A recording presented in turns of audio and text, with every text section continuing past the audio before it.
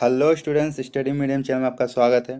जो लोग BSc nursing and paramedical entrance exam का तैयारी कर रहे हैं उनके लिए वीडियो बहुत ही इंपॉर्टेंट है। इसमें पिछले 10 सालों के सारे क्वेश्चंस को कलेक्ट किया गया जो आपके एग्जाम में बहुत ही इंपॉर्टेंट है। तो इतना अगर कर ले तो इससे बाहर नहीं पूछेगा। तो वीडियो को शुरू से अंत तक देखिए बिना स्किप किए, और पसंद आए तो लाइक जरूर कीजिएगा। चलिए शुरू करते हैं आज का वीडियो।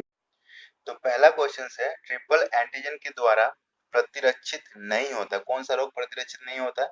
तो वो है टाइफाइड। ये वेरी इंपॉर्टेंट है, ठीक है, इसको नोट डाउन कर लो। नेक्स्ट क्वेश्चन है, हाइड्रोफोबिया की जो बीमारी होती है वो किससे होती है?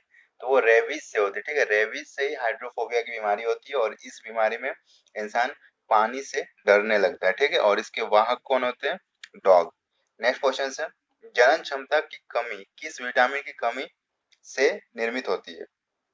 तो विटामिन ई। विटामिन ई की कमी से जनन क्षमता में कमी देखी जा सकती है। नेक्स्ट क्वेश्चन है, सर्वप्रथम जीवाणु का पता किसने लगाया था? तो जीवाणु का पता लगाया था ल्यूवेनहॉक ने, ठीक है। और इसी ने सबसे पहले जीवित कोशिका को भी खोजा था। ये जब जीवित कोशिका को खोजने निकले थे तब उन्होंने एक नए जीव को देखा था, वो जीवाणु नाम दिया क्योंकि जीवों का वो अणु था।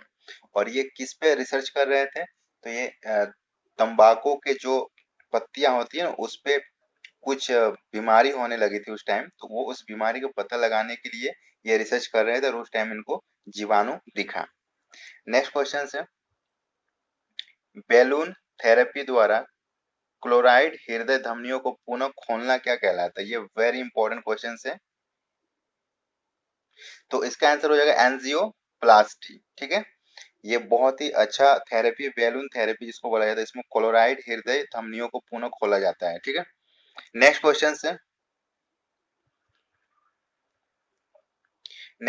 है, शरीर के ताप को स्थायी रखता है, तो ये हाइपोथैलेमस ग्रंथि ये थर्मोस्टेट का काम करता है। जब भी हमारे शरीर के बाहर का टेम्परेचर बहुत ही कम हो जाए या फिर बहुत ही ज्यादा हो जाए, तो हमारे शरीर का जो तापमान होता है वो चेंज नहीं होता है। क्यों?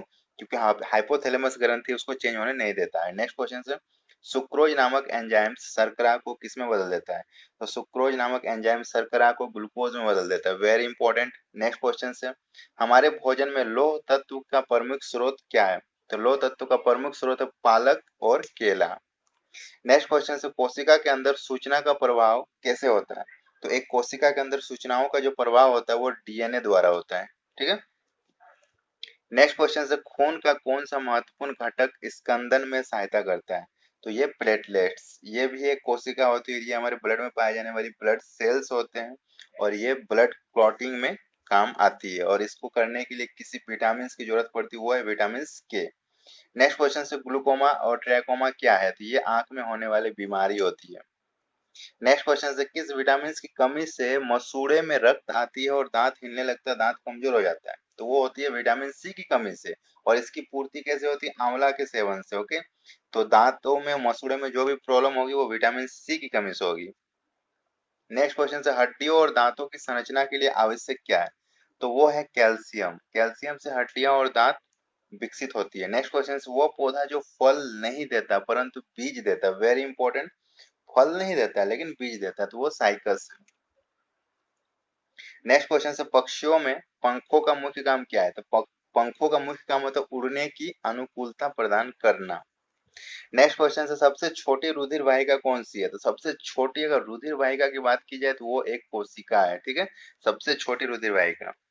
नेक्स्ट क्वेश्चन से, किसमें जैव विकास के पक्ष में प्रत्यक्ष प्रमाण मिलता है? तो ये जीवाश्म से।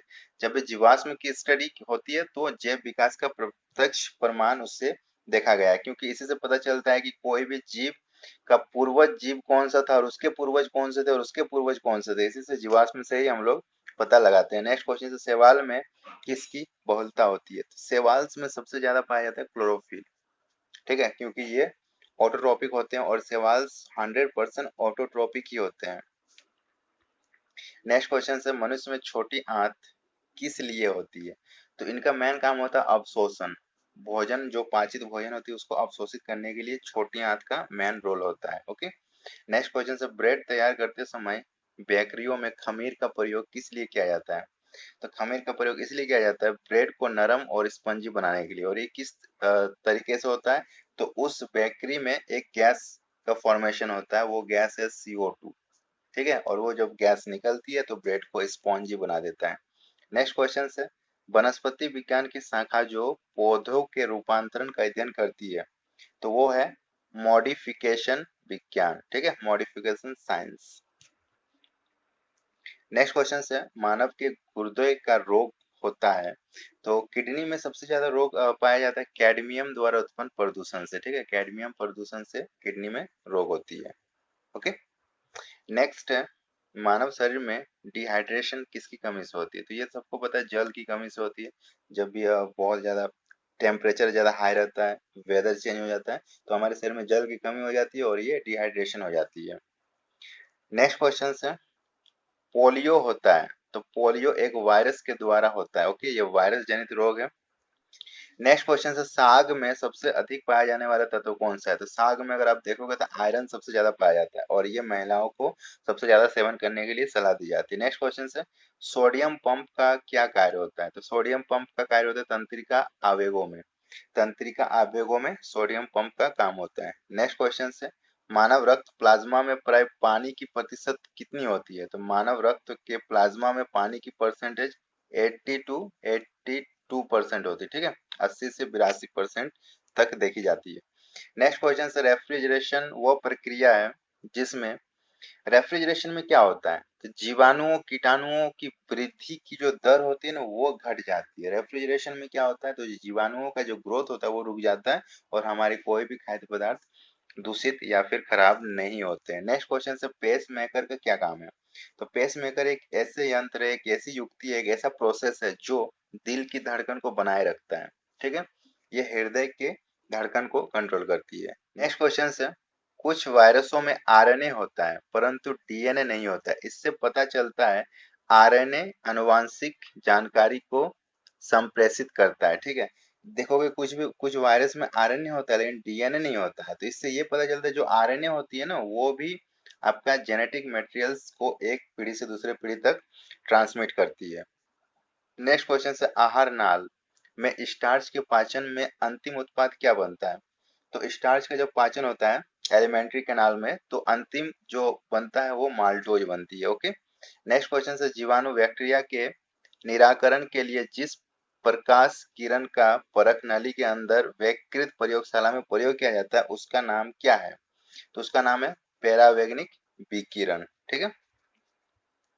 नेक्स्ट क्वेश्चन है, किसी मनुष्य के लिए स्वच्छ हवा की आवश्यक मात्रा कितनी होती है, तो ये होती है 1000 घन फीट वायु प्रत्येक 10 सेकंड में, मतलब हर एक 10 सेकंड में 1000 घन फीट वायु की आवश्यकता होती है, एकदम स्वच्छ वायु जो हमारे फेफड़े में आती है। नेक्स्ट क्वेश्चन है, वो अमीनो अम्ल जो मानव पोषण के लिए अर्ध अनिवार्य माना जाता है, तो वो होती है हिस्टिडीन, ठीक है, ये भी वेरी इंपॉर्टेंट है। ये हिस्टिडीन जो होती है ये अर्ध अनिवार्य मतलब सेमी कंपलसरी माना जाता है अमीनो अम्ल। ओके, वीडियो यहीं तक है। अगर पसंद आया तो लाइक कर दीजिएगा, अपने फ्रेंड के साथ शेयर कर दीजिएगा, और सारे पार्ट देखना हो तो डिस्क्रिप्शन बॉक्स में जाइए, आपको प्लेलिस्ट का लिंक मिल जाएगा, और चैनल को सब्सक्राइब जरूर कर दीजिएगा। चलिए मिलते हैं नेक्स्ट वीडियो में, तब तक के लिए bye bye, thanks for watching.